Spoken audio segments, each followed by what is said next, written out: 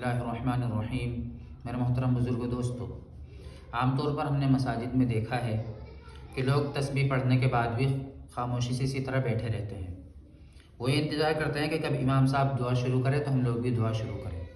हालांकि इमाम की इत्तिबा जो ज़रूरी है वो सिर्फ़ और सिर्फ सलाम तक है कि जब तक इमाम सलाम फेरे तब तक तो इमाम की इत्तिबा ज़रूरी है, और सलाम के बाद में तस्बीहात पढ़ने में और दुआ मांगने में इमाम की इत्तिबा ज़रूरी नहीं है। अगर आपकी तस्बीह मुकम्मल हो चुकी है और इमाम की तस्बीह मुकम्मल नहीं हुई तो आप अपनी तस्बीह मुकम्मल होने के बाद हाथ उठाकर दुआ मांगना शुरू कर दें। आप दुआ मांग सकते हैं। और जब ये भी ज़रूरी नहीं कि अगर इमाम की दुआ ख़त्म हो गई तो हमें भी दुआ ख़त्म करनी है, बल्कि अगर आपकी दुआ इमाम के बाद भी मुकम्मल आगे चलती रहे, आप दुआ मांगते रहें तो आप दुआ मांग सकते हैं। और अगर इमाम से पहले ही आपकी दुआ मुकम्मल हो जाए, इमाम की दुआ मुकम्मल होने से पहले, तो आप पहले भी दुआ मुकम्मल कर सकते हैं। लिहाजा असल मकसद बताना ये है कि इमाम की इत्तिबा जो शर्त है वो सिर्फ और सिर्फ सलाम तक है। सलाम के बाद में ना तो तस्बीहात पढ़ने में इमाम की इत्तिबा की जाएगी और ना ही दुआ मांगने में।